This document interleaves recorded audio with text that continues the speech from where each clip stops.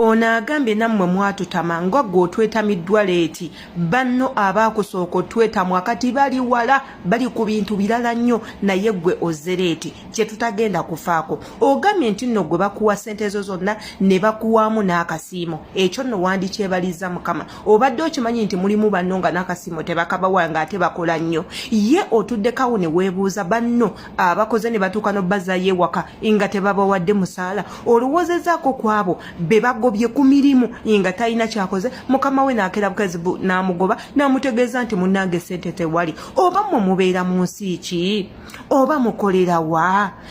Oba mulabako ku mawulire muyina amasimu naye mugakozesa ebintu ebikyamu. Munnaife abamu twagula amasimu gaffe nga tulina ensonga olw'ensonga nti tetuli mu ggwanga lyaffe twagala okumanya ebifa mu ggwanga mwe tukolera teekako n'amawanga amalala ge twegomba. W'oba gwe ekyo tewakikola tebugenda kubeera buzibu bwange.